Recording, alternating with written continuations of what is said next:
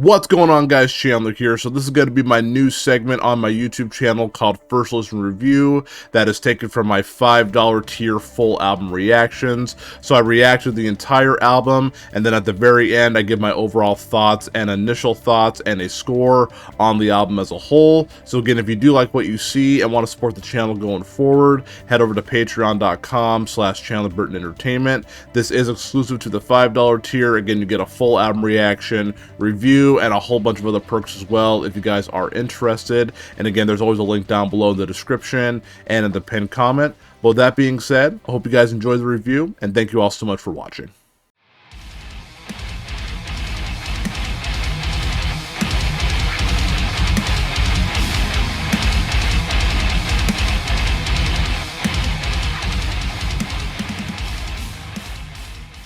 Today we are checking out a band that used to sound like this,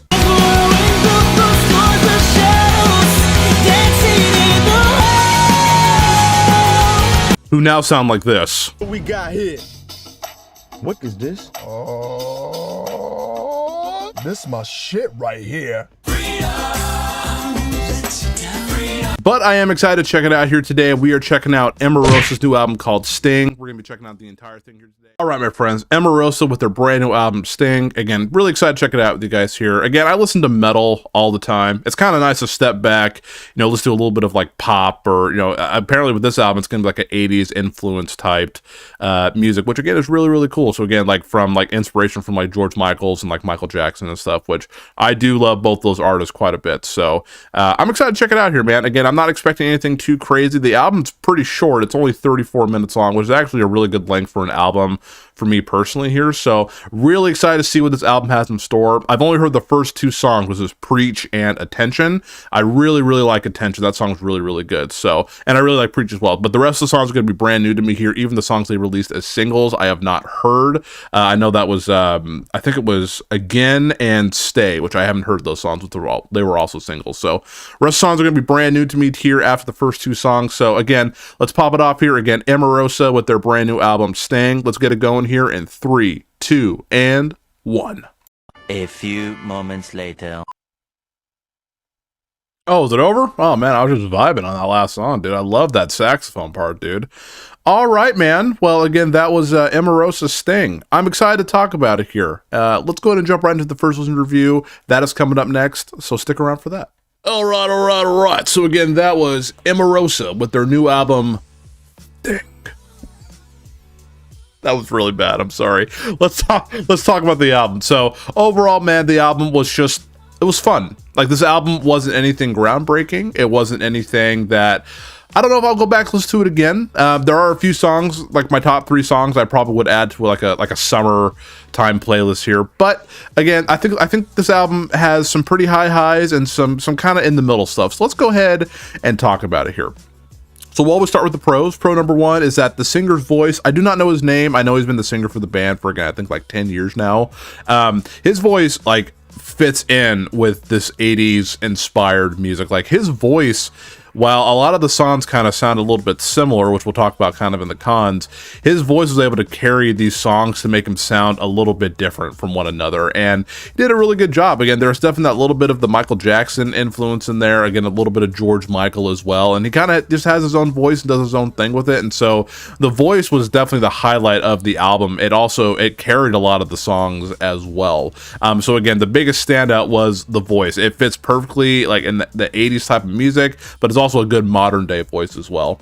I won't deny this as well. Like, the choruses on all of them are extremely catchy. There's already a few that I was kind of humming to myself as I was kind of putting my notes together, and I was like, that's good. That's what a song should do. And again, a song doesn't need to be overly complicated. It doesn't need to like change the game, but if it's catchy and you enjoy it, then that's a good thing. Like, you want the music to stick, so you go back and listen to it here. And there are almost all the choruses on this album are fantastic. They're really catchy. Again, has that pop type influence here, and I really enjoyed the choruses on these songs. I thought they were really, really good. I'd also say, as I said, this album is just a lot of fun. Like, this album is an album that you would take on like a nice 75-degree day, you got shorts on, maybe a tank top, you got some glasses on, you roll down the windows and you just put on this album and you just drive to the beach with your friends or significant other and just have a good time. Like that's probably like the biggest thing I can give this album, is that it's a lot of fun. Like this would be an album I would listen to maybe in the summer, not so much right now in like the end of January, beginning of February, but when summer comes around, I may put this album back on and just kind of, drive around to it and see, because I feel like it's really fit for those summer months. So the album is really fun in the appropriate time of the year. And this is kind of a thing I added in last second. I love that saxophone. It was only in like 2 or 3 songs, I believe, but anytime that was incorporated, I loved it. It sounded so good with this music. I'm just a big fan of the saxophone. So those are some of the things that stuck out to me on this album. There are a couple of cons that I do have with this album. Again, an album can be fun, it can be enjoyable, but again, as like a music journalist, reviewer, reactor type guy, I always got to give my honest opinion on the music. The album didn't disappoint me in any way. Again, I wasn't really, I was looking forward to it because I really like Preach. I mean, I really like the song a lot, and I really like the song Attention. So it was just something that kind of came on my radar that would be fun to react to. But again, there are some things I do have with this album that are a little bit of a problem for me here. I would say, number one, personally, I feel like this album does struggle a little bit to have its identity. I think it sounds so much like George Michael and Michael Jackson put together that I just feel like they were trying so hard to take influences from that, but kind of forgot to put their own significant sound on it. There are a few songs that kind of do stand out, like Woman was really good, and I thought, and like Stay was really good, but overall, I just felt like they were just trying to copy what the 80s, did. Obviously, you can't,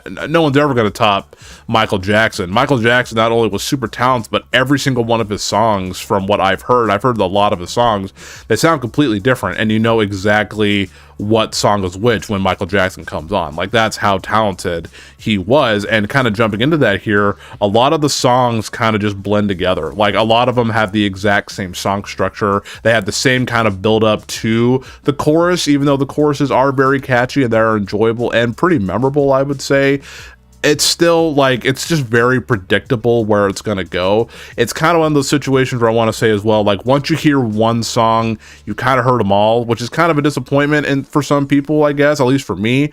Again, this album definitely has some catchy moments, but if I just listen to Attention over and over, I feel like I'm like, all right, the rest of the album's gonna sound like that as well. So I'm just gonna listen to the ones that really just stuck out to me, which will tie that into my next slide over, which is gonna be my top 3 songs. My top 3 songs on Sting are going to be, number 1, Woman. I thought that was a really cool song. Again, for me, definitely had that Michael Jackson inspired, like, song structure, and even in the chorus, it kind of reminded that a little bit here, but that one kind of stood out to be a little bit more, I don't know, the guitar was more in the forefront, and just a little bit different from the rest of the album, so that one was definitely a standout for me. I really, really like that song.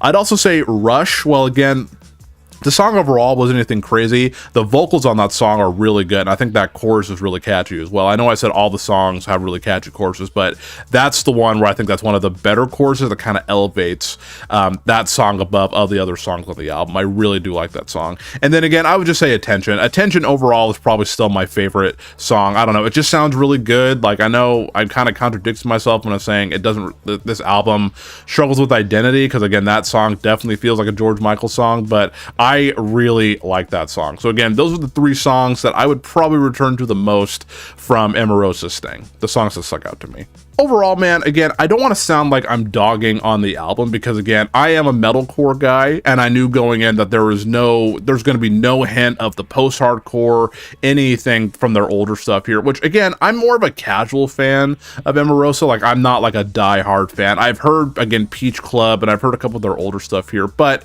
overall, man, I'm a very casual fan of these guys. So for me, saying that this album was just okay, I would love to hear from like other Emarosa fans, like big fans, saying if this album is like their best yet or one of the worst. I would love to know your guys' opinion here on Patreon and on YouTube. Though definitely leave a comment so I could definitely do a little more research on this band. But overall, man, like, yeah, it was just a fun album. I think, again, like, once the summer months come for me, I feel like this album's going to stand out a little bit more. Like, right now outside, it's literally pouring down rain. I'm in a sweater. It's freezing outside. So I feel like this music fits better in the summer months. So again, maybe my opinion will change when it gets closer. I shouldn't, base an album on that per se. But overall, man, this album was fine. It was fine. It was fun at times. I enjoyed it. Again, the choruses are really catchy here. Again, if you're a big Emarosa fan, I'm sure, like, for me, like, I love Wage War and stuff. Anytime they put out an album, I'm gonna be all over it. Like, Wage War for me, maybe Emarosa for you. So again, don't let my opinion,